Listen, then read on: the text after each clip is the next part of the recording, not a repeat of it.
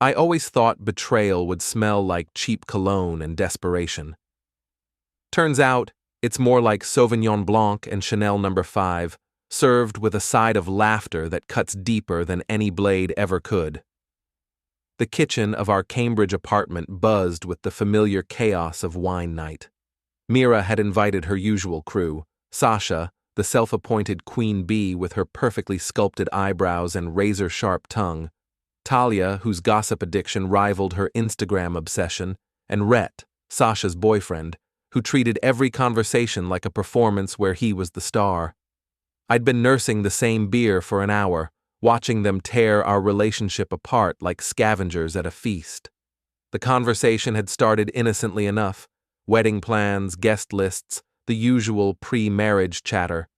But somewhere between the second bottle of wine and Talia's third story about her ex's financial failures, the tone shifted.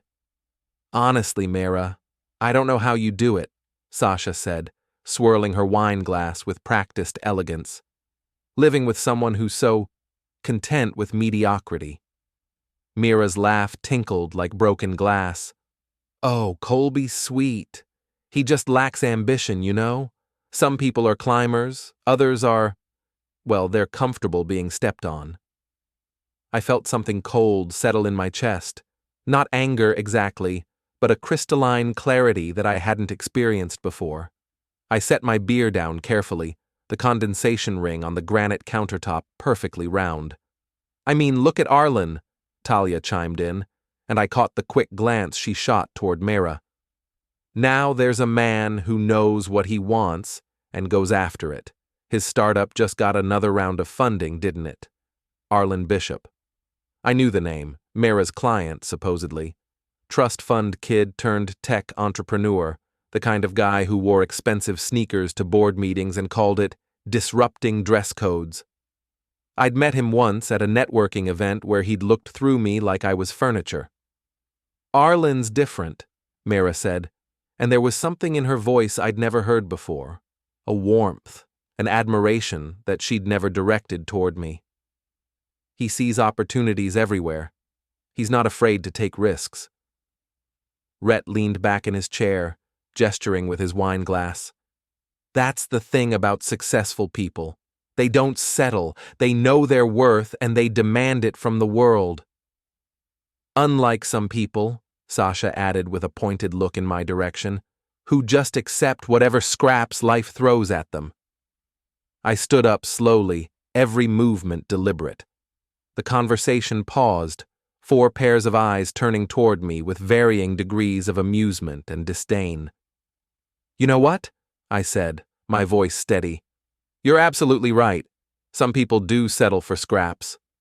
Meira's smirk widened. She looked beautiful in that moment. Predatory, but beautiful. Her auburn hair caught the light from our expensive pendant lamps, the ones I'd saved 3 months to buy because she'd fallen in love with them at West Elm. "Go on. Leave," she said, her voice dripping with mock concern. "One day you'll realize I'm the best thing you ever had." The group erupted in laughter, the sound echoing off our exposed brick walls like gunshots. I nodded slowly, as if considering her words. "We'll see." Instead of leaving, I walked to the bedroom and closed the door. Their laughter continued in the kitchen, punctuated by Meira's voice regaling them with stories of my supposed inadequacies. I sat on the edge of our bed, my bed, technically, since I'd bought it, and pulled out my phone. The first call was to the wedding planner. Cancellation policies, vendor contracts, deposit recovery. I took notes on everything. The second call was to my bank, requesting account statements and information about closing joint accounts. The third was to my lawyer, a guy named Pete who'd helped me with contract negotiations before. "Colby? It's pretty late for business calls," Pete said. "Emergency consultation. How quickly can I legally separate all financial ties from my fiancée?" A pause. "How quickly do you need it done?" "Before morning." "Jesus, okay, I'm listening." While I talked to Pete, I opened my laptop and began documenting everything. screenshots of joint account balances, copies of the lease agreement, photos of receipts for everything I'd purchased for the apartment, the engagement ring receipt, the wedding venue contract with my signature as the primary financial guarantor. The laughter from the kitchen had died down, replaced by hushed conversation. I caught fragments through the thin walls, something about backup plans and maximizing the wedding hall. My fingers moved across the keyboard with mechanical precision, cataloging 3 years of shared finances. At 11:47 p.m., Meira's laptop chimed with a notification. She'd left it open on the dresser, and the screen lit up with a group chat message. I glanced at it without really meaning to, but once I saw the first line, I couldn't look away. Operation Wedding Cash Grab is a go. Meira's got the gift registry maxed and the backup guy lined up if this whole thing goes sideways. The message was from Sasha, and below it, a string of responses that made my stomach turn. Meira's reply: Colby's so clueless. I could probably milk this for another 6 months if I wanted to. Talia: have you seen Arlen's new car? That matte black Mercedes is gorgeous. Way better than Colby's Honda.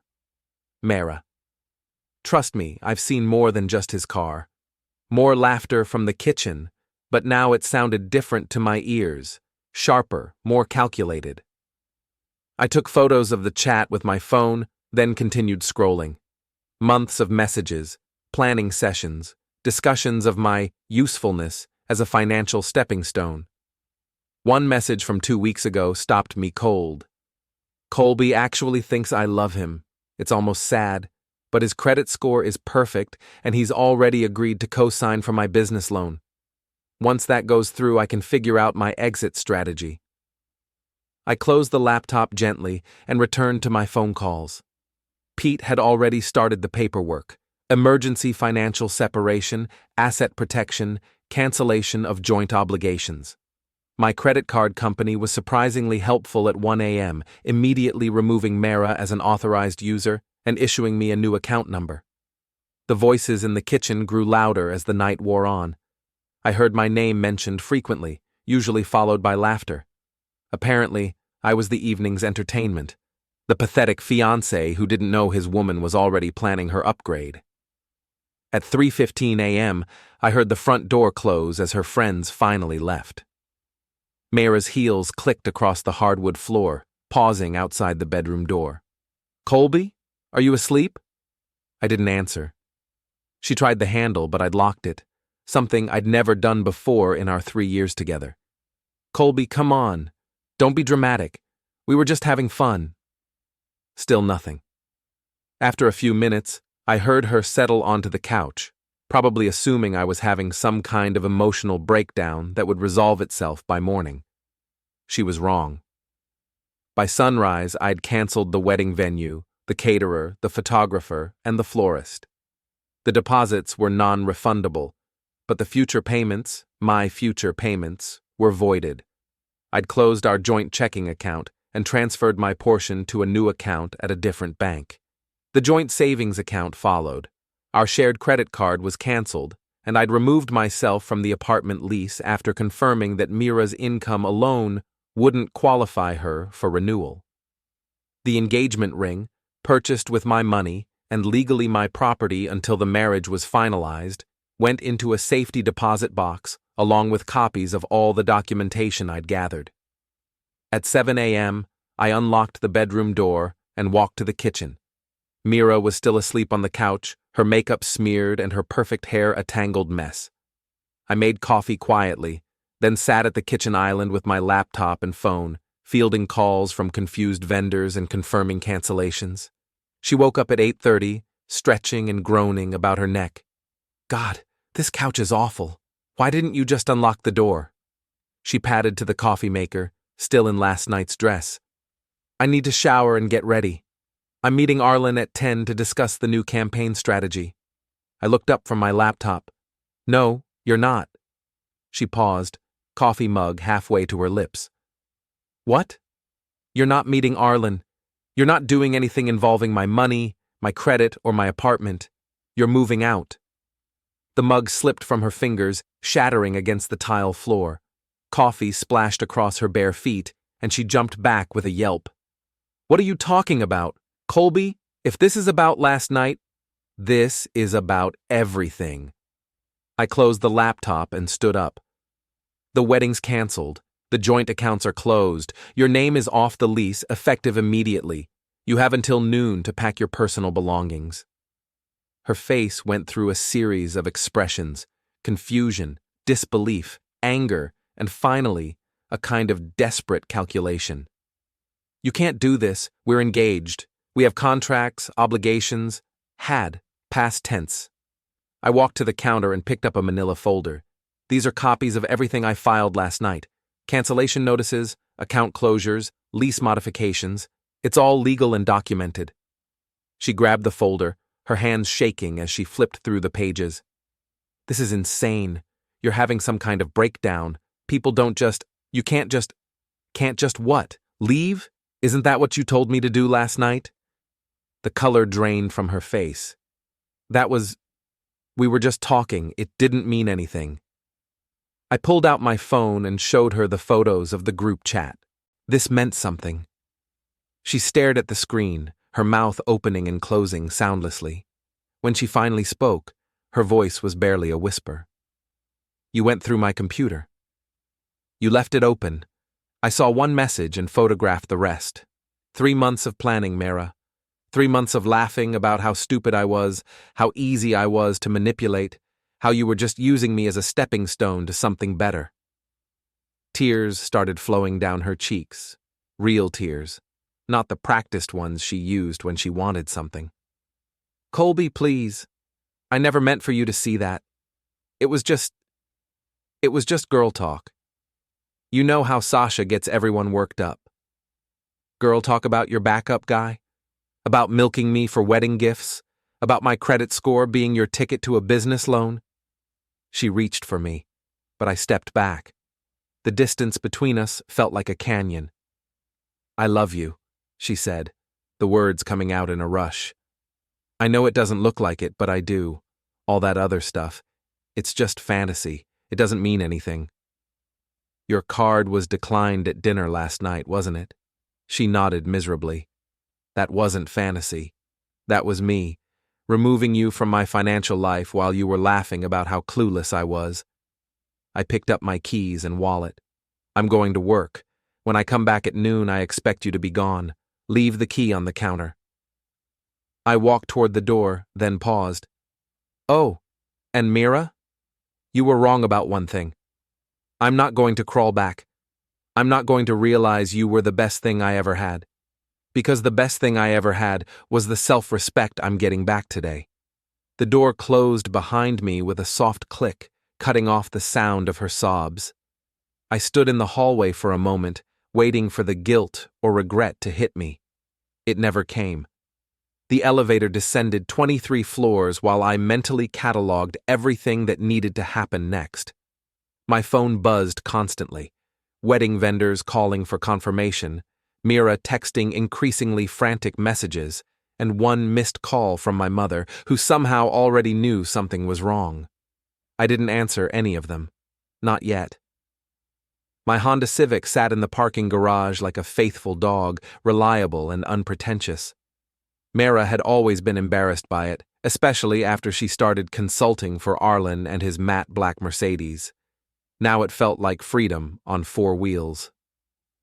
The drive to my office gave me time to think. I ran a small software consulting business, nothing glamorous, but profitable enough to afford the lifestyle Meira had grown accustomed to. My specialty was fixing other people's technical disasters, which had taught me the value of systematic problem-solving and documentation. This situation was just another problem to solve. My office occupied the corner of a converted warehouse in Somerville, shared with 3 other small businesses. The rent was cheap, the coffee was strong, and nobody cared if I worked until 3 a.m. when a project demanded it. I'd been considering upgrading to something more impressive, but now I was grateful for the low overhead. Ty Martinez was waiting in the lobby when I arrived, slouched in one of the mismatched chairs with a coffee and a newspaper. We'd grown up in the same neighborhood, taken different paths through our 20s. his involving a brief stint in county lockup for some youthful stupidity, but reconnected when he started driving delivery trucks for one of my clients. "You look like someone stole your lunch money," he said without looking up from the sports section. "Worse, someone tried to steal my entire future." That got his attention. Ty folded the paper and studied my face. He had the kind of street instincts that came from growing up hard, and right now those instincts were telling him something significant had shifted in my world. "Want to talk about it?" I gave him the abbreviated version while we walked to my office. Ty listened without interruption, occasionally nodding or making small sounds of disgust. When I finished, he was quiet for a long moment. "So, what's the plan?"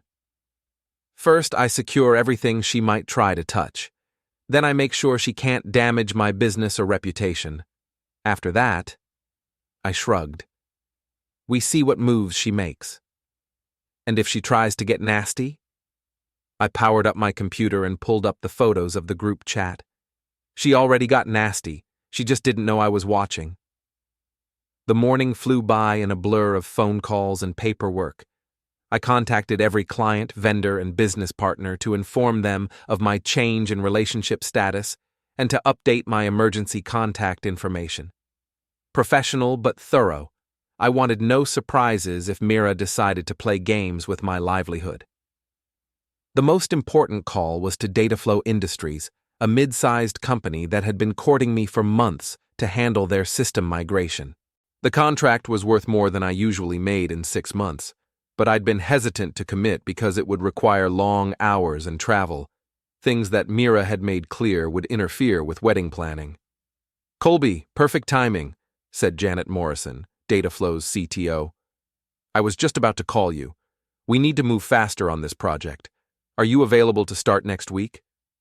"Completely available. And Janet, I'm prepared to offer you a 15% discount if we can fast-track the timeline." 15%? What's the catch?" "No catch. My schedule just opened up significantly." By lunch, I'd signed 3 new contracts and renegotiated terms on 2 existing projects.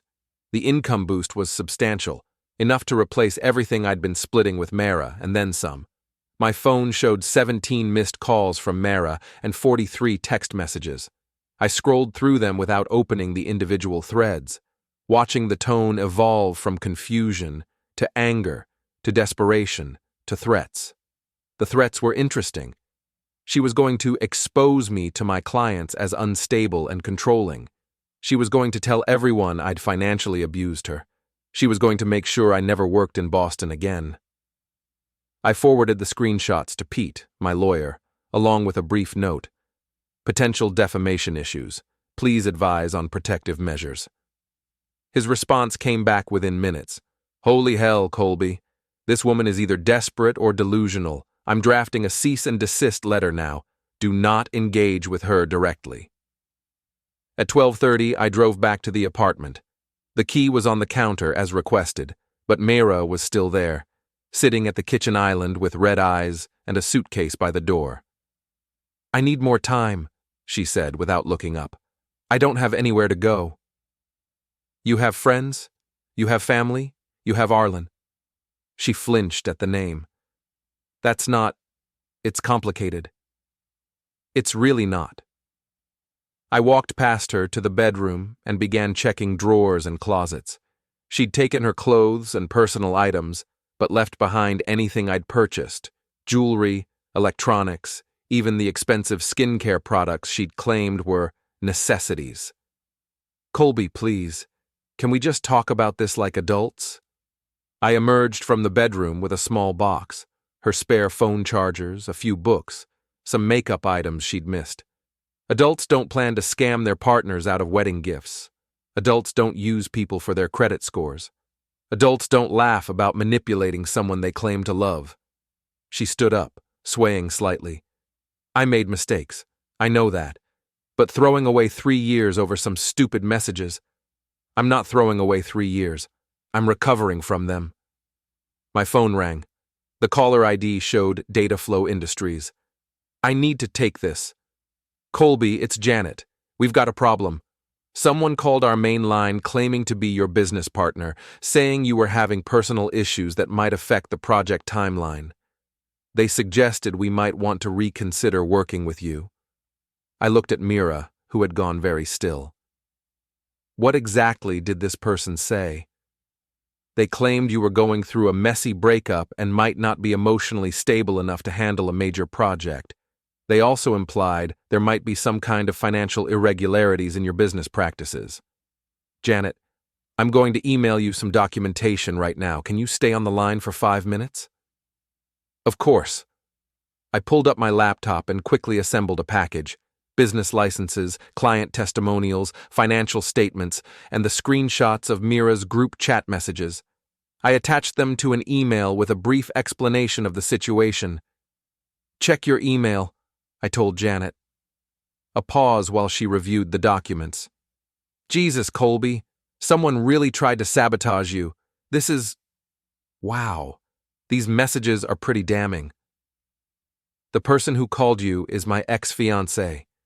As you can see from the screenshots, she's been planning to use me financially and had every intention of ending our relationship once she got what she wanted. I discovered this last night and ended the engagement immediately. I'm so sorry. This must be incredibly difficult. It's clarifying, actually. Janet, I want to revise our contract terms. Instead of the 15% discount I offered this morning, I'd like to propose a 20% increase in my rate, with a performance bonus structure. This project is now my top priority, and I can guarantee you'll have my complete focus. Another pause.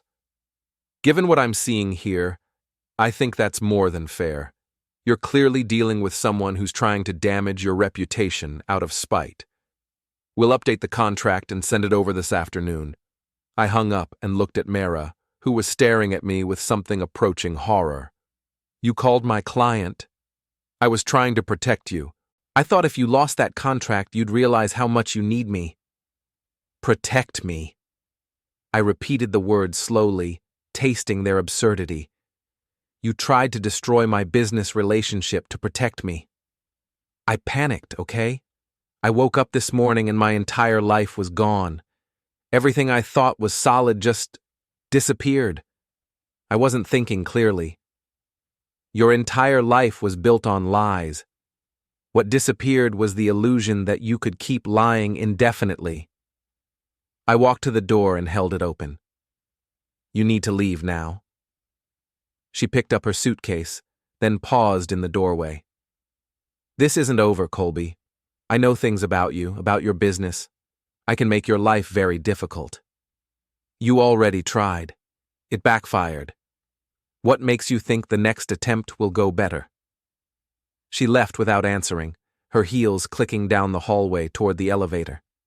I watched until the doors closed, then returned to the apartment and changed the locks. The locksmith was expensive but thorough. New deadbolts, new door handles, new security chain. While he worked, I called my mother. Colby, honey, what's going on? Meira called me this morning crying about some kind of misunderstanding. There's no misunderstanding, Mom. I canceled the wedding. A long pause. What happened? I gave her a condensed version, focusing on the financial deception rather than the emotional betrayal. My mother was practical above all else. She'd raised me alone after my father left when I was 12, and she had no patience for people who tried to use others. Good, she said when I finished. I never liked her anyway. You never said anything? It wasn't my place, but she always struck me as someone who was more interested in what you could do for her than who you were as a person. I'm proud of you for figuring it out before you signed those marriage papers. That evening, I sat in my newly secured apartment with a beer and my laptop, reviewing the day's work. 3 new contracts signed, 1 major project expanded, and a woman who'd planned to use me as a stepping stone removed from my life. My phone buzzed with a text from an unknown number. You think you're so smart, but this isn't over. You're going to regret this. I screenshot the message and forwarded it to Pete, then blocked the number. Another buzz. Different unknown number, same message. She was using her friends' phones now. I poured myself another beer and opened a new document on my laptop. If Meira wanted to play games, I needed to be prepared. Documentation, evidence, legal protections, all the tools I use to solve technical problems could be applied to this situation. The difference was that fixing a broken system was usually straightforward. People, on the other hand, could be endlessly creative in their capacity for self-destruction. I was about to find out just how creative Meira could be. The next morning brought a voicemail from my mother that made me smile despite everything. "Colby, dear, I forgot to mention, that girl Meira called me back yesterday evening crying about financial abuse and asking if I could talk sense into you. I told her the only abuse I could see was her abusing your trust and your wallet. She hung up on me. I like her even less now." My mother had never been one to mince words. I was reviewing contract specifications over coffee when my phone rang. Pete, my lawyer, sounded more awake than anyone had a right to at 7 a.m. "We've got developments," he said. "Your ex-fiancée filed a complaint with the Better Business Bureau claiming you've been operating fraudulent business practices. She also contacted the Massachusetts Attorney General's office with allegations of financial abuse." I set down my coffee cup carefully. "How serious is this?" "Not very, given the documentation you provided. Both complaints are clearly retaliatory and lack any supporting evidence. But she's not done. I've got reports that she's been calling your business contacts, claiming to be your business partner, and spreading rumors about your stability. She tried that yesterday with data flow. It backfired." "Good. But Colby, this woman is escalating. I think it's time we went on the offense." An hour later, I was sitting in Pete's office reviewing a comprehensive legal strategy: cease and desist letters, defamation documentation, and a formal complaint about Meira's harassment campaign. Everything properly filed, legally sound, and designed to create consequences for her actions. "The beautiful thing about people like this," Pete explained, "is that they usually can't help themselves. They keep escalating until they cross a line that gets them into real trouble. Our job is to document everything and be ready when that happens." I spent the morning implementing Pete's advice, then drove to my office to focus on actual work. The data flow project was complex enough to require my full attention, which was exactly what I needed, something challenging and productive to occupy my mind. Ty was waiting again, this time with coffee for both of us, and a grin that suggested he had news. "Your ex is making quite an impression around town," he said, handing me a cup. "My cousin Rosa works at that fancy salon on Newberry Street. You know, the one where all the Instagram girls go. Apparently, your Meira showed up yesterday demanding a full treatment package, then had a complete meltdown when her card got declined." "Public meltdown?" "Rosa said she started screaming about identity theft and financial abuse, claiming her fiancé had stolen her money, made such a scene that they had to ask her to leave. The whole thing got recorded by some other customers." I pulled out my phone and searched social media for Meira's name. It didn't take long to find the video. Shaky phone footage of her shouting at the salon staff while other customers watched in fascination. The caption read, "When keeping it bougie goes wrong. Salon drama, Bridezilla." The video had been shared dozens of times already, with comments ranging from amused to brutal. Someone had tagged Meira's professional social media accounts, which meant her business contacts were seeing this too. "There's more," Ty continued. "She tried to return a bunch of stuff to that expensive boutique downtown. Clothes, shoes, accessories, but everything was purchased on credit cards that are now canceled, so the returns got flagged as potentially fraudulent. She's unraveling. Fast and publicly." Ty leaned back in his chair. "Question is, what do you want to do about it?" I thought about that while I worked through the morning. Meira was destroying her own reputation more effectively than I ever could, but she was also trying to drag me down with her. The smart play was to stay above the fray and let her self-destruct. But then my phone rang with a call that changed my perspective. Colby? This is Marcus Chen from TechFlow Solutions. We met at the networking event last month. I remembered him. Young entrepreneur, ambitious, the kind of guy who collected business cards like poker chips. Hi, Marcus. What can I do for you? Actually, I'm calling to give you a heads up. Someone's been spreading some pretty nasty rumors about you in our professional circles.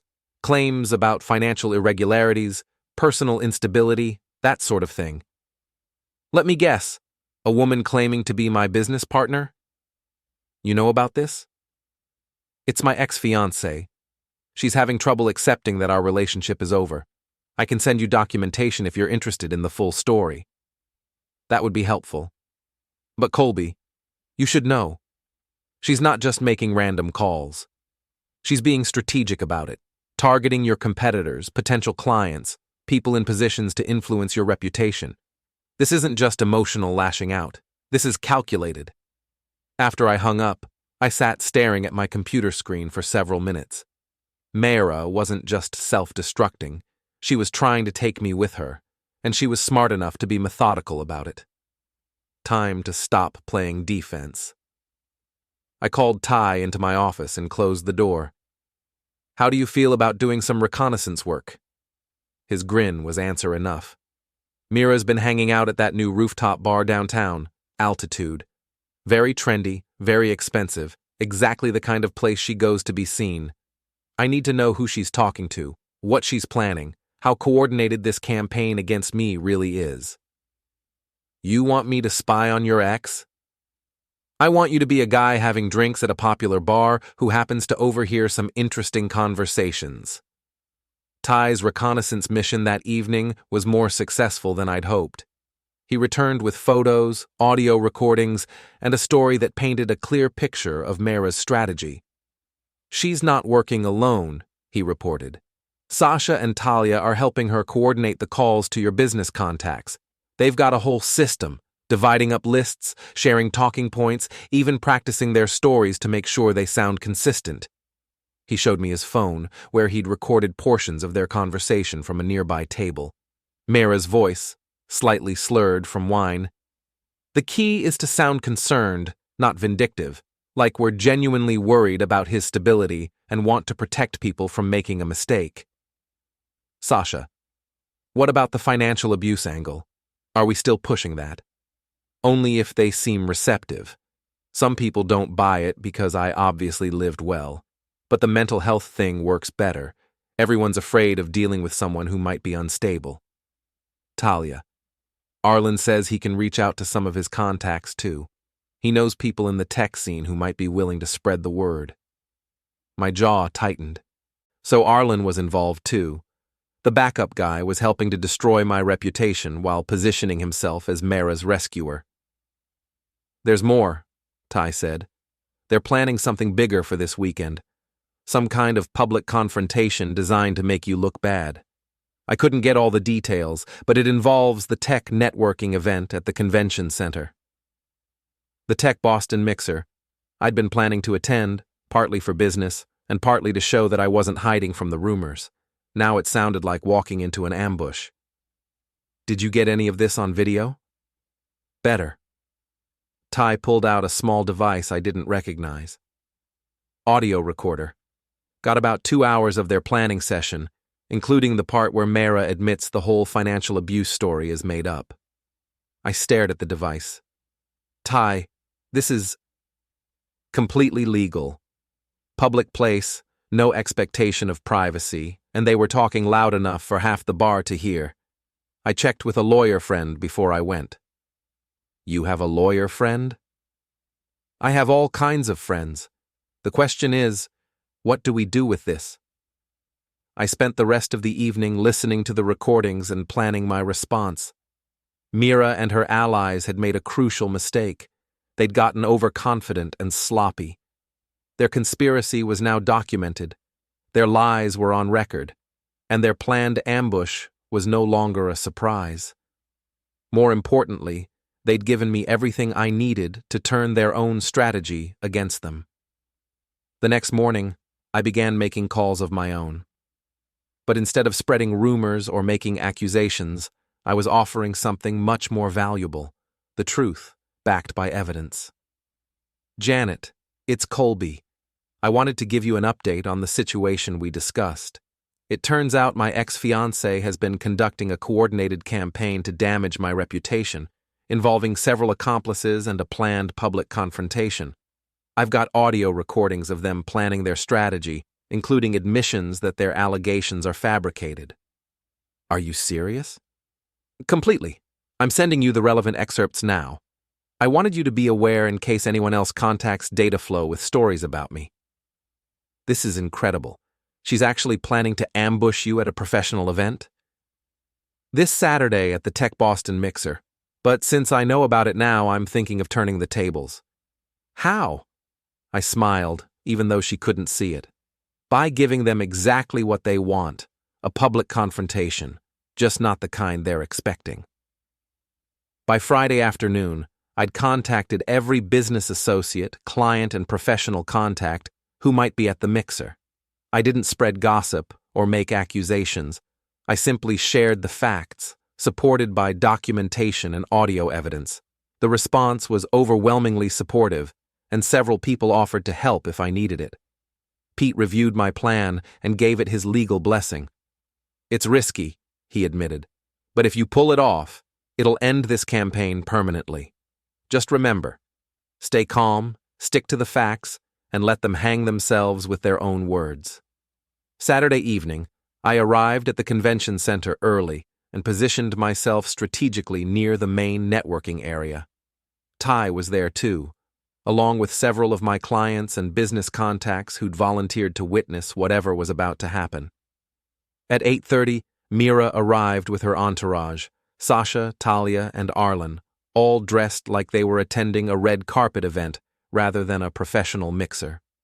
They spotted me immediately and began moving in my direction with the coordinated precision of a military operation.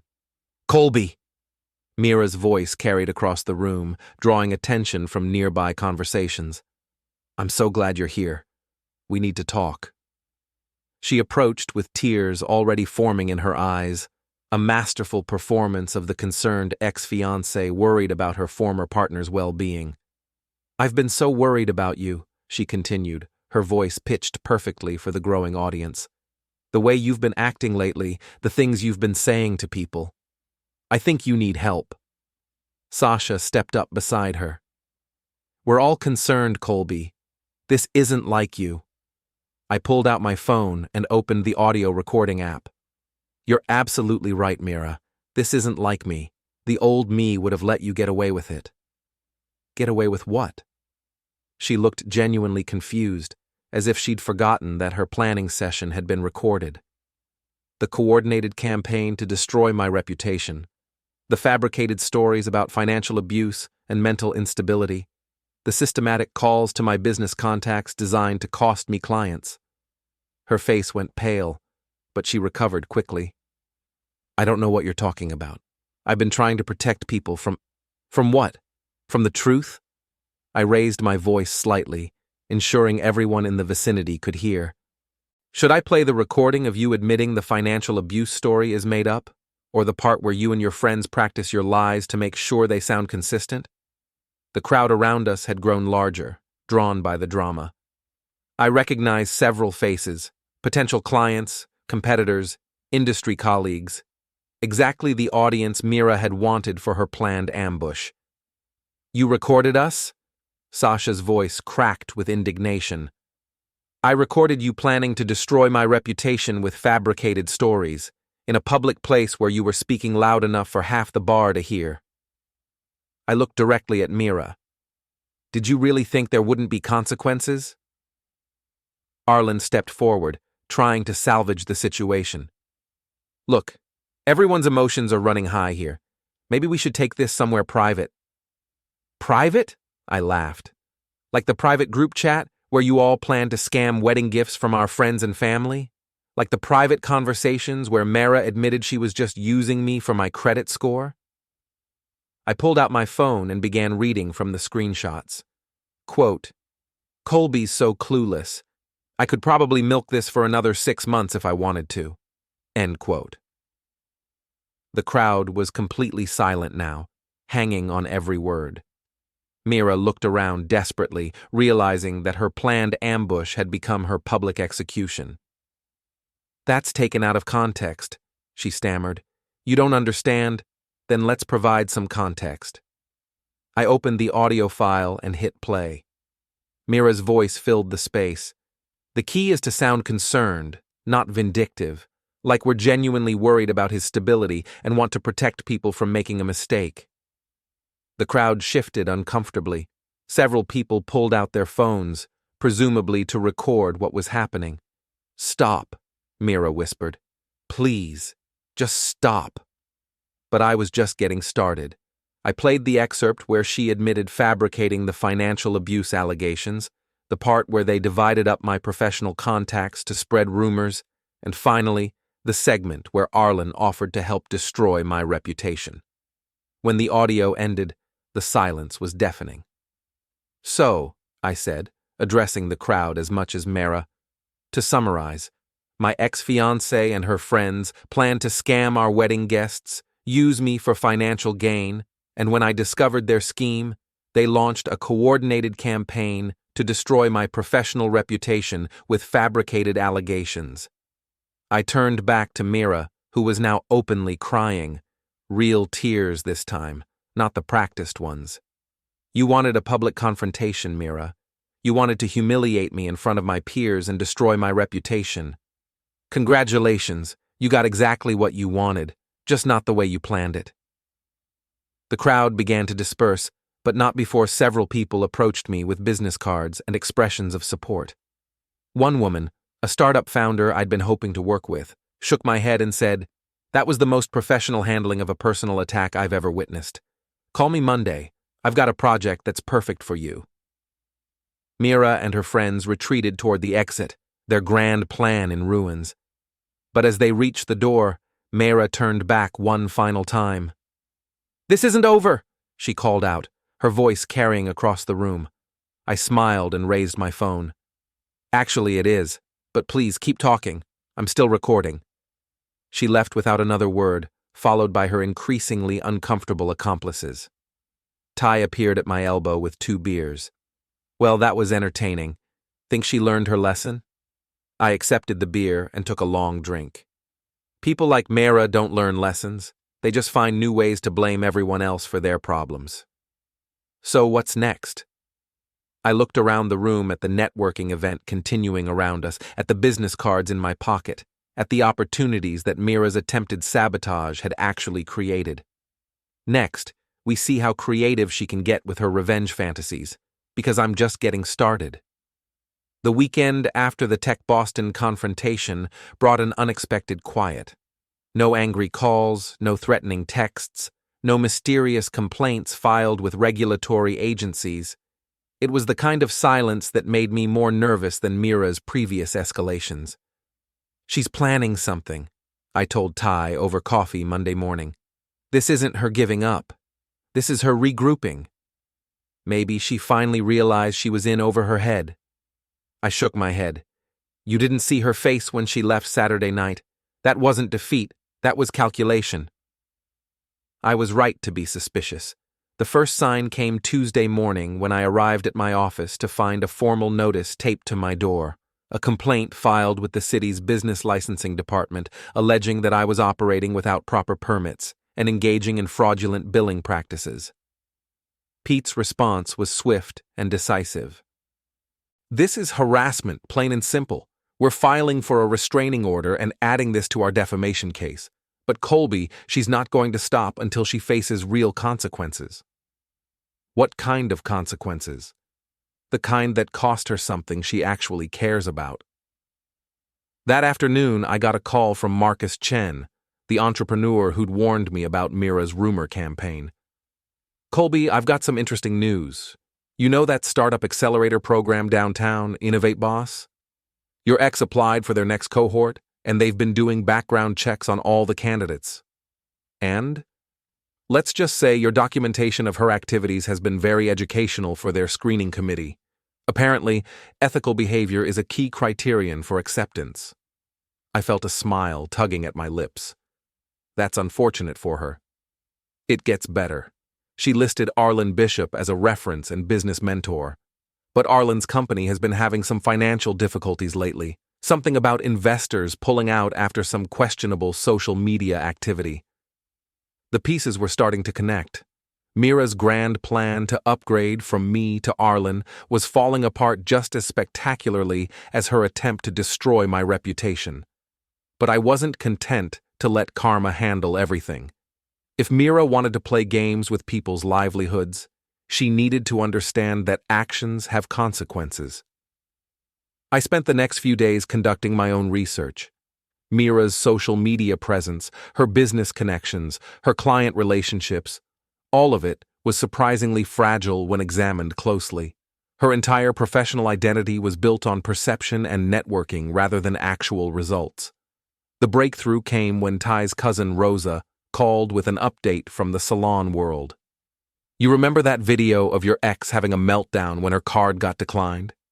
Well, it turns out she's been doing that at a lot of places around town. Restaurants, boutiques, even her gym. Word's gotten around that she's bad for business. How bad?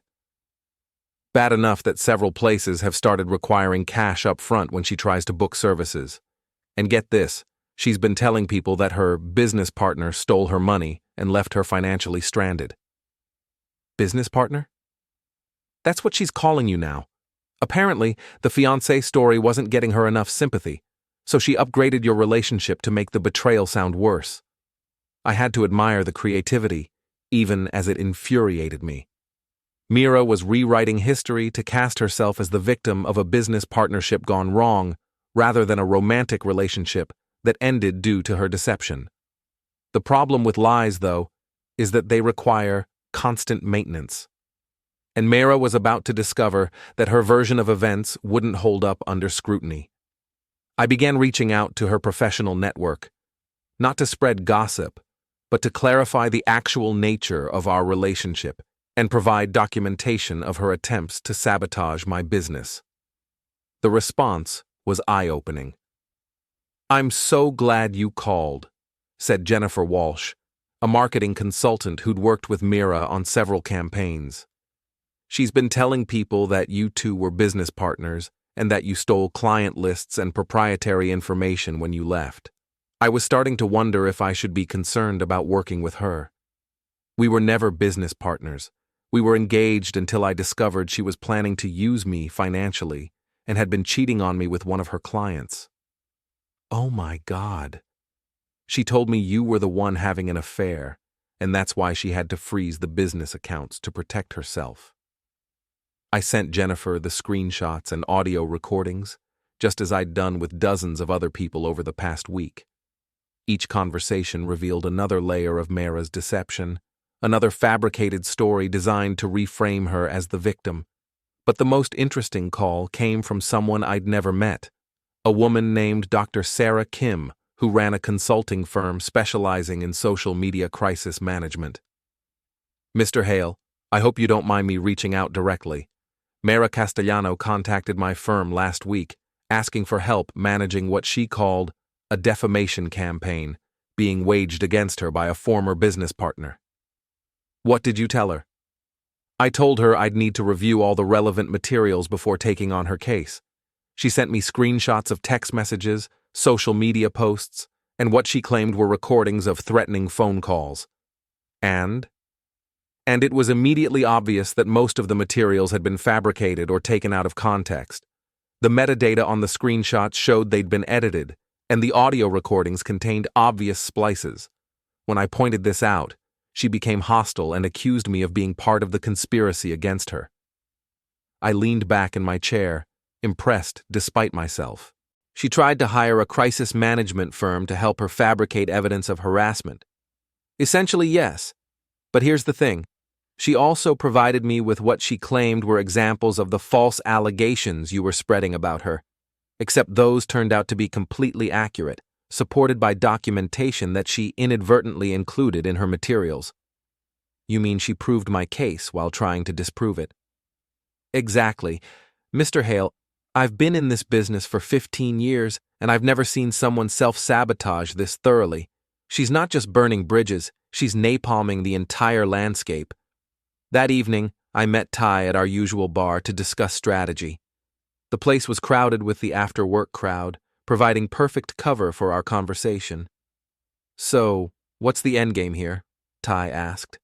"She's already destroyed her own credibility and tanked her business prospects. How much more damage can she do to herself?" "The question isn't how much more damage she can do to herself," I replied. "It's how much more damage she's going to try to do to me before she's done." As if summoned by our conversation, my phone buzzed with a text from an unknown number. "Enjoy your little victory while it lasts. I've got lawyers now, and they're very interested in your harassment campaign." I showed the message to Ty, who snorted with laughter. "Lawyers? What's she going to sue you for, telling the truth?" "Probably. People like Meira always think the legal system exists to protect them from the consequences of their actions."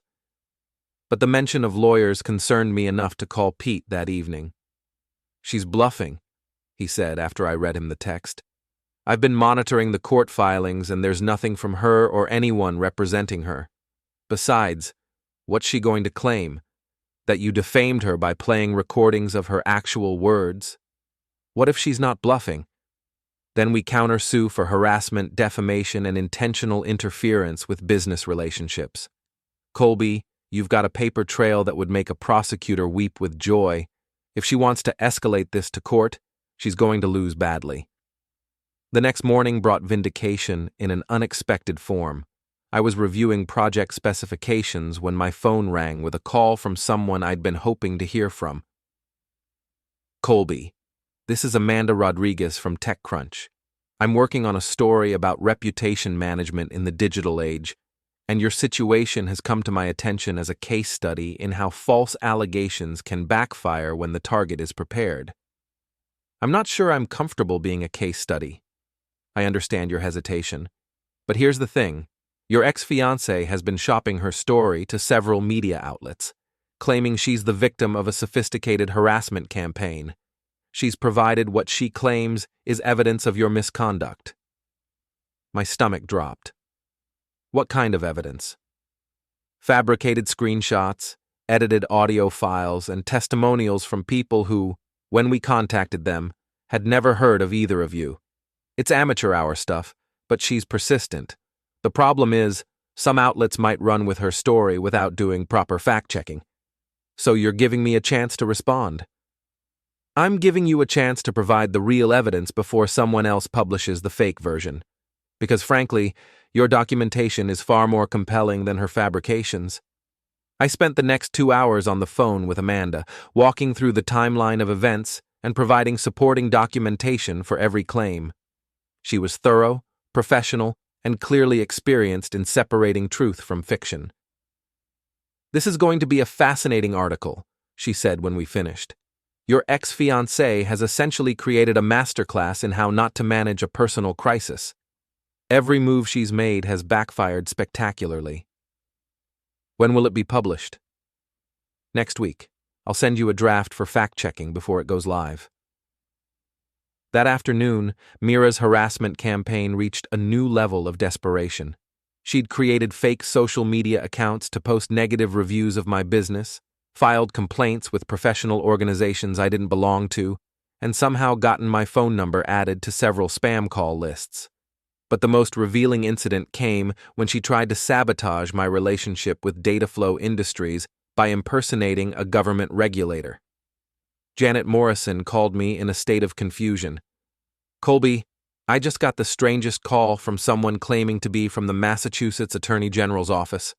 They said there was an ongoing investigation into your business practices and that we should suspend our contract pending resolution." "What did you tell them?" "I told them I'd need to see official documentation before taking any action, but when I asked for their badge number and a callback number, they hung up. It was Meira. She's been impersonating officials to try to damage my business relationships." That's actually illegal, isn't it?" "Very illegal. Janet, can you document exactly what was said in that call?" "Already done. I recorded it. Company policy for any calls involving legal matters." I forwarded Janet's recording to Pete, who was practically gleeful when he heard it. "Impersonating a government official is a federal crime," he explained. "This isn't just harassment anymore, this is felony territory. I'm contacting the FBI's cybercrime division immediately." But before Pete could file his report, Meira made one final catastrophic mistake. She showed up at my office. I was working late on the data flow project when I heard shouting in the lobby. Through my office window, I could see Meira arguing with the building's security guard, demanding to be led upstairs to confront the man who's been stalking her. I called 911 first, then grabbed my phone to record whatever was about to happen. By the time I reached the lobby, Meira had escalated to screaming about harassment, stolen money, and conspiracy. The security guard looked relieved to see me. "Sir, this woman claims you've been stalking her, but she's the one who came here uninvited and is refusing to leave." "Officer Williams," I said, reading his name tag. "This is my ex-fiancée. She's been conducting a harassment campaign against me for the past month, including filing false complaints and impersonating government officials." Meira spun around, her face flushed with rage. "Harassment? You've destroyed my life. You've turned everyone against me, cost me clients, ruined my reputation. I've told people the truth about what you did. If that destroyed your life, maybe you should have thought about that before you tried to destroy mine."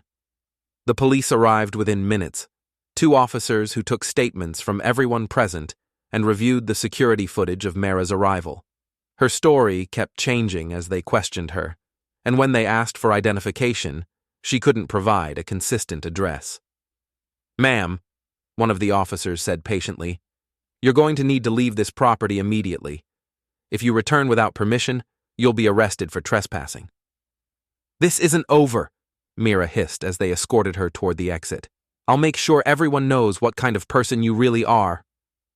I held up my phone, still recording.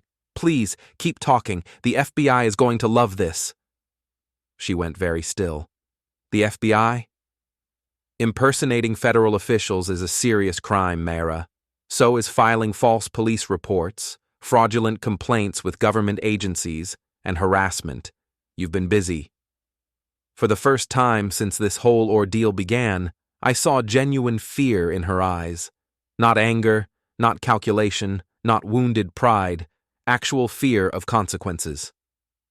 The officers finished their report and left, taking Meira with them for a final warning about trespassing. I returned to my office and called Pete with an update. "That's it," he said. "We've got her on criminal charges now, plus enough civil violations to keep her in court for years. I'm filing everything tomorrow morning." What happens next? Next, she discovers that actions have consequences. And Colby, I think you're going to find that this nightmare is finally over. As I locked up the office and headed home, I reflected on how much had changed in just a few weeks. Meira had tried to destroy me and ended up destroying herself. Her reputation was in ruins, her business prospects were gone, and she was facing potential criminal charges. But more importantly, I'd learned something about myself. I wasn't the passive victim she'd thought I was. When pushed, I could push back, strategically, legally, and devastatingly effectively. The question now was whether Meira had finally learned her lesson, or if she had one more desperate gambit left to play. The FBI took Meira's case seriously. Agent Patricia Reeves, a specialist in cybercrime and identity fraud, called me 3 days after Pete filed our complaint. "Mr. Hale, we've reviewed your documentation, and I have to say, this is one of the most comprehensive harassment cases I've seen. Your ex-fiancée has violated at least 6 federal statutes and numerous state laws. What happens now? Now we build a case.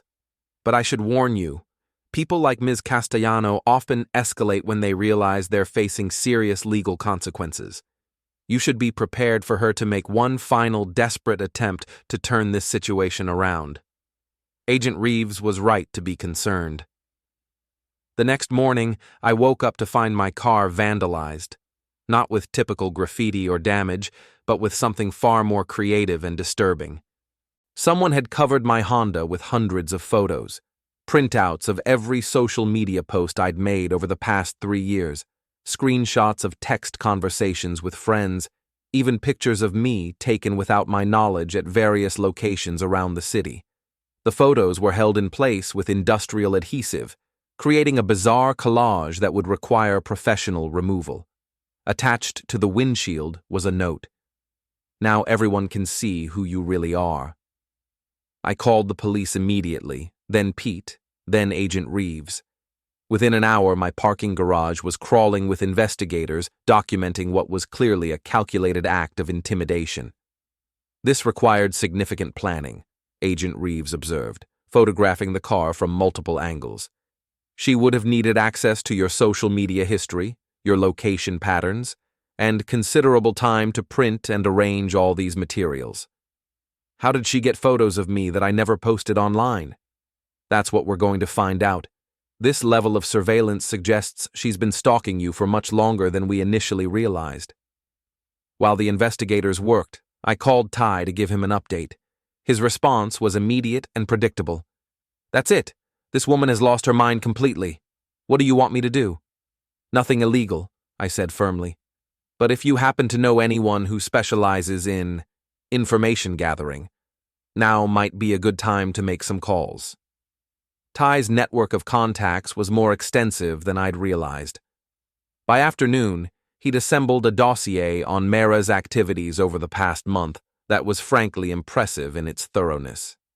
"She's been living with her mother," he reported, "but that's about to end. Apparently the old lady is embarrassed by all the drama and wants her out. She's been borrowing money from anyone who'll lend it, including some people who aren't known for their patience with delinquent borrowers." "What about Arlen?" "Arlen's got his own problems. His startup is hemorrhaging money. His investors are bailing, and his social media presence has become toxic thanks to his association with your ex. Word is, he's been trying to distance himself from her, but she's not taking the hint. So she's desperate. Desperate and running out of options, which makes her dangerous." That evening, I was working late at my home office when my building's concierge called. "Mr. Hale, there's a woman here claiming to be your fiancée. She says she lost her key and needs to be led up to your apartment." "What does she look like?" "Auburn hair, very upset, carrying a large suitcase." "Do not let her up. Call the police immediately. This woman has been served with a restraining order and is not authorized to be in this building." "Understood, sir. Should I tell her anything?" "Tell her that her conversation is being recorded and that any threats or harassment will be forwarded to the FBI." 20 minutes later, the police called to inform me that Meira had been arrested for violating the restraining order. She'd apparently become increasingly agitated when denied access to the building, eventually threatening the concierge and attempting to force her way past the security desk. "She's in custody for the night," the officer explained, "but given her pattern of escalation, you might want to consider additional security measures." I spent the next day upgrading my personal security, new locks, security cameras, and a consultation with a private security firm about protective services. It felt surreal, taking precautions against someone I'd once planned to marry. But the most effective security measure came from an unexpected source. "Colby, it's Amanda Rodriguez from TechCrunch. My article about your situation is going live tomorrow morning, but I wanted to give you a heads up about something else." "What's that?" "I've been contacted by 3 other men who've had similar experiences with your ex-fiancée. Apparently this isn't her first time running a long-term deception and harassment campaign." My stomach dropped. "There were others?" "At least 3 that I've been able to verify. Similar patterns. She targets successful men, builds relationships based on financial benefit, then launches scorched earth campaigns when the relationships end. One of them is willing to go on the record." "What happened to him?" "She cost him his business and nearly drove him to bankruptcy before he managed to get a restraining order. But here's the interesting part. He's been tracking her activities ever since, documenting her patterns and warning potential victims." "He's been investigating her?" "For 2 years, and he's got evidence that could put her away for a very long time." That afternoon, I met David Chen, no relation to Marcus, at a coffee shop in Cambridge. He was a software engineer like me, about my age, with the kind of haunted look that comes from surviving a systematic campaign of psychological warfare. "She nearly destroyed me," he said without preamble. 3 years of my life, gone. My business, my reputation, my savings, all of it sacrificed to someone who saw me as nothing more than a resource to exploit. "How did you figure out what she was doing?" "The same way you did. I found evidence of her real intentions. But by then, she'd already moved most of our joint assets into accounts I couldn't access, and had started spreading rumors about my mental health to anyone who would listen." He showed me a thick folder of documentation, financial records, legal filings, screenshots of social media harassment, and most damning of all, evidence of similar campaigns against other men. "She has a type," David explained. "Successful but somewhat isolated men, usually in tech or finance. She studies them for months before making contact, learning their weaknesses and vulnerabilities. Then she builds relationships designed to maximize her access to their resources while minimizing her emotional investment." "How many others have there been?" "That I can prove? 4, including you and me. But I suspect there are more who were too embarrassed to come forward or too damaged to fight back." "Why didn't you go to the police?" "I did, but she's very good at covering her tracks and presenting herself as the victim. It wasn't until I started connecting with other targets that I could establish a pattern of behavior." David's evidence was devastating. Phone records showing Meira had maintained relationships with multiple men simultaneously. Financial documents proving she'd systematically drained joint accounts, and most shocking of all, audio recordings of her bragging to friends about her projects. "She calls them projects," David explained. "Each relationship is a project with specific financial goals and timelines. You were Project Boston, her attempt to establish herself in the city's tech scene. And when I discovered her plan, she switched to Project Destruction. If she couldn't profit from you, she'd destroy you as punishment and as a warning to anyone else who might cross her." That evening, I called Agent Reeves with David's information. Her response was immediate and intense. "Mr. Hale, what you're describing sounds like a sophisticated fraud operation. If we can prove she's been running similar schemes against multiple victims, we're talking about federal racketeering charges. What do you need from me?" "Everything. Every document, every recording, every piece of evidence you and Mr. Chen have collected. We're opening a full investigation immediately." The next morning, Amanda's article went live on TechCrunch. The headline read, "When Revenge Backfires, a Case Study in Digital Age Harassment." The piece was thorough, well-researched, and devastating in its analysis of Meira's campaign against me. But more importantly, it included quotes from David and references to the broader pattern of behavior we'd uncovered. Within hours, the article had been shared thousands of times and picked up by other media outlets. My phone started ringing immediately. Other potential victims, journalists requesting interviews, and law enforcement agencies from multiple states where Meira had operated. "You've opened a floodgate," Pete observed when I updated him on the situation. "This woman has been running cons for years, and now everyone's coming forward at once. Is that good or bad for our case?" "It's excellent. Individual harassment cases can be hard to prosecute, but systematic fraud across multiple jurisdictions, that's a career-making case for any prosecutor." The most satisfying call came from Janet Morrison at Dataflow Industries.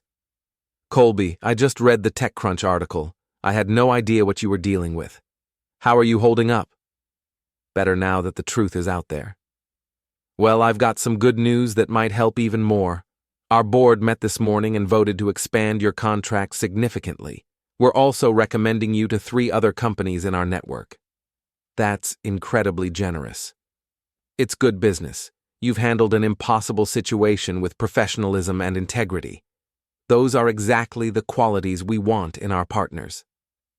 By the end of the week, the FBI had arrested Meira on multiple federal charges. The evidence David and I had provided, combined with testimony from other victims, painted a picture of systematic fraud spanning several years and multiple states. Agent Reeves called with the update. She's being held without bail pending trial. The prosecutor is confident we can get convictions on the major charges, which carry significant prison time. What about the harassment campaign against me? That's the least of her problems now. But for what it's worth, I think your ordeal is finally over. That evening, I sat in my apartment, my secure, peaceful apartment, and reflected on everything that had happened. 3 months ago, I'd been engaged to someone I thought I loved, planning a future that was built on lies and manipulation. Now I was free, financially secure, professionally successful, and surrounded by people who'd proven their loyalty when it mattered most. My phone buzzed with a text from Ty. "Drinks to celebrate? I'm buying." "What are we celebrating?" I texted back. "Justice, freedom, and the fact that you're a lot tougher than anyone gave you credit for." I smiled and grabbed my keys. He was right about that last part. I'd learned something important about myself through this ordeal. I wasn't the passive victim Meira had thought I was. When pushed, I could push back strategically, legally, and devastatingly effectively. More importantly, I'd learned that the truth, properly documented and strategically revealed, was the most powerful weapon of all. As I headed out to meet Ty, I thought about Meira sitting in her jail cell, finally facing the consequences of her actions. She'd tried to destroy me and ended up destroying herself instead. It was, I reflected, exactly what she deserved. 6 months later, I stood at the podium of the Tech Boston Innovation Summit, looking out at an audience of 500 entrepreneurs, investors, and industry leaders. The irony wasn't lost on me. This was the same community where Meira had tried to destroy my reputation, now listening to me deliver the keynote address on crisis management and professional resilience. "The first thing you need to understand about reputation attacks," I began, "is that the truth is your best defense, but only if you're prepared to use it strategically." The speech went well. Afterward, during the networking reception, I was approached by dozens of people, potential clients, collaborators, and surprisingly, other victims of similar schemes who'd found the courage to come forward after reading about my case. "Your story gave me the strength to fight back," said Maria Santos, a marketing consultant from Miami. "My ex tried the same playbook, financial manipulation, reputation attacks, the works. But seeing how you documented everything and turned it against her, it showed me I wasn't powerless." These conversations were becoming common. The TechCrunch article had sparked a broader discussion about relationship fraud and harassment, leading to new legislation in several states and increased awareness among law enforcement. But the most satisfying moment came when I spotted a familiar face in the crowd, David Chen, now running a successful cybersecurity firm and serving as an expert witness in fraud cases across the country. "How's the new business?" I asked as we shook hands. "Booming. Turns out there's a lot of demand for someone who understands how these predators operate." He grinned. "Speaking of which, I've got some news you'll appreciate." "Good news or bad news?" "Depends on your perspective. Meira's trial starts next month. The prosecutor thinks they've got her cold on the federal charges: wire fraud, identity theft, racketeering. She's looking at 15 to 20 years. I felt a complex mix of emotions: satisfaction, relief, and surprisingly, a small measure of pity. Meira had destroyed so many lives, including ultimately her own. "Any word on plea negotiations?" "Her lawyer's been trying, but the prosecutor isn't interested. Too many victims, too much evidence, too much media attention. They want to make an example of her." As the evening wound down, I found myself thinking about the journey that had brought me here. A year ago, I'd been a moderately successful consultant, engaged to someone I thought I loved. Now, I was running a thriving business, speaking at major industry events and helping other people navigate similar crises. The transformation hadn't been easy. There had been dark moments, nights when I questioned everything, Days when the harassment felt overwhelming, times when I wondered if fighting back was worth the cost. But ultimately, Meira had done me a favor. Her betrayal had forced me to become stronger, smarter, and more resilient than I'd ever imagined possible. My phone buzzed with a text from Ty. "Saw your speech on the live stream. You absolutely nailed it. Drinks later?" "Absolutely," I replied. "I've got news."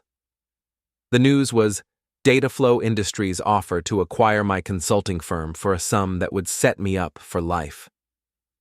The acquisition was partly about my technical skills, but mostly about my reputation for handling crisis situations with integrity and strategic thinking. "You're going to take it?" Ty asked over beers at our usual spot. "I'm considering it. The money's good, and I'd have resources to help more people in situations like mine." "Sounds like you've already decided." I took a sip of my beer and looked around the bar. It was the same place where we'd planned my counterattack against Meira's harassment campaign, where we'd celebrated small victories and planned the next moves in what had felt like an endless war. "You know what the strangest part is?" I said. "I'm actually grateful to her."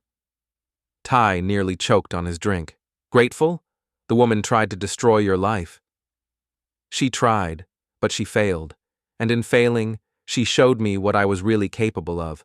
Before all this, I was just drifting, successful enough, comfortable enough, but not really pushing myself or taking risks. And now? Now I know I can handle whatever life throws at me. I can fight back, I can win, and I can help others do the same." My phone rang. Agent Reeves with an update on the case. "Colby, I wanted to let you know that Meira's legal team reached out about a plea deal. They're offering to plead guilty to the federal charges in exchange for a recommendation of 10 years instead of 20. "What did the prosecutor say?" "They're considering it, but they want input from the victims first. What's your position?" I thought about it for a moment. 10 years would still be a significant punishment, and it would spare everyone the ordeal of a lengthy trial. "I think justice would be served either way," I said finally. "But I want her to understand that actions have consequences. If she pleads guilty, she needs to make full restitution to all her victims and publicly acknowledge what she did." "I'll pass that along." "And Colby? For what it's worth, you've handled this entire situation with remarkable grace. A lot of people in your position would have wanted revenge." "I got my revenge," I replied. "I got my life back." After I hung up, Ty raised his beer in a toast. "To getting your life back." "To getting a better life back," I corrected. We drank to that and to the strange turns that life can take when you're brave enough to fight for what you deserve. 3 weeks later, I was cleaning out my office in preparation for the Dataflow acquisition when I found something I'd forgotten about. The original engagement ring receipt, tucked away in a folder of old documents. I stared at it for a long moment, remembering the man who'd bought that ring. He'd been so sure of his future, so confident in his choices, so naive about the person he'd chosen to love. That man was gone now, replaced by someone harder, wiser, and infinitely more capable of protecting himself and others. I shredded the receipt and threw it away. Some chapters of life deserve to be closed permanently. My phone buzzed with a text from an unknown number. "Congratulations on your success. You deserve everything good that's happened to you." It was signed MC, Meira's initials. I stared at the message for several minutes, wondering if it was genuine or another manipulation. In the end, I decided it didn't matter. I blocked the number and deleted the message without responding. Some people don't deserve the energy it takes to hate them. That evening, I had dinner with my mother, who'd been following the entire saga with the mixture of pride and concern that only mothers can manage. "So what's next?" she asked over dessert. "Dataflow wants me to head up their new crisis management division, help other companies and individuals deal with reputation attacks, harassment campaigns, that sort of thing." "Sounds perfect for you." "I think so too. I've learned that I'm good at this, at fighting back strategically, at turning someone's weapons against them, at helping people find their strength when they think they've lost everything. She reached across the table and squeezed my hand. I'm proud of you, Colby. Not just for how you handled this situation, but for who you've become because of it. Who have I become? Someone who doesn't let other people define his worth. Someone who fights for what's right. Someone who turns his pain into purpose. Later that night, I sat in my apartment, my secure, peaceful, successful apartment, and reflected on the journey that had brought me here.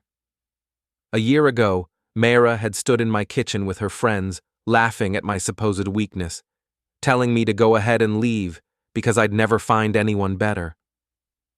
She'd been wrong about almost everything, but she'd been right about one thing. I had left. I'd left behind the version of myself that accepted disrespect, that tolerated manipulation, that settled for less than I deserved. The man who'd replaced him was stronger, smarter, and infinitely more dangerous to anyone who tried to take advantage of him. My phone rang. A potential client who'd heard about my work and needed help with their own harassment situation. Mr. Hale, I hope you don't mind me calling so late. I'm dealing with something similar to what you went through, and I don't know where else to turn. I grabbed a pen and paper, ready to help another person find their strength and fight back against someone who'd underestimated them. Tell me everything, I said, and don't worry, we're going to fix this. Because that's what I did now. I helped people fight back. I helped them win. And I was very, very good at it. The transformation of Colby Hale was complete. The unmaking of Meira Castellano had become the making of something far more powerful, a man who understood that sometimes the best revenge is simply refusing to stay down when someone tries to destroy you. In the end, she'd been right about one thing. I had realized what I'd lost. I'd lost my naivety, my willingness to be used, and my tolerance for people who mistake kindness for weakness. And I'd never been happier to lose anything in my life.